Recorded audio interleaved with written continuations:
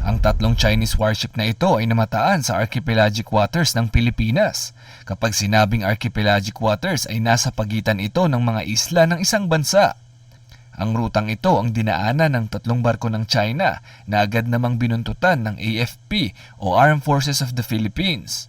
Delikado ang mga oras na ito dahil ang tatlong barkong ito ng China ay hindi lang basta barko ng Coast Guard, kung hindi barkong pandigma mismo na may kategoryang Red High Class Cruiser Guided Missile o Multi-Role Warships.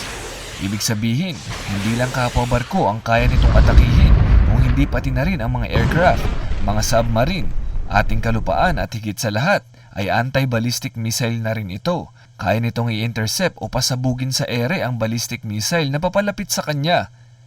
Matinding takot naman ang nararamdaman ng mga kalapit na lugar. Ang ginawang ito ng China ay pambabastos sa ating bansa dahil ito ay illegal na pagronda sa pagitan mismo ng ating mga isla. Una silang pumasok sa pagitan ng Mindoro at ng Palawan, dumaan sa Cuyo Island na tapat ng Iloilo, bumaba sa Negros, Zamboanga at Basilan. Sa ngayon ay nakalabas na ito ng Pilipinas, bagamat pinapayagan ang mga dayuhang barko sa isang bansa, pero dapat mayroon itong diplomatic coordination sa daraan ng bansa nito bilang respeto. Pero ang China ay walang abiso sa Pilipinas, kaya itinuturing itong iligal. Bukod pa rito, ay mabilis daw ang kanilang pagpapatakbo. Nang punahin ang Chinese warship ng AFP sa Radio Challenge, ay sumagot naman daw ang mga Tsino, pero hindi pasok sa standard procedures o tila pa balang at walang respeto ang naging sagot nila. Kung standard procedure ang pag-uusapan, ay ito dapat ang kanilang naisagot.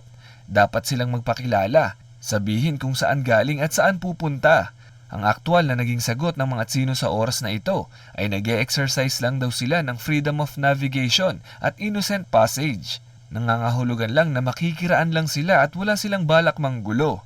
Pero bakit tatlong mga bigating warships ang ipinadala at bakit hindi nagpaalam? Mahigpit naman silang binantayan ng ating puwersa hanggang sa makalabas ng bansa.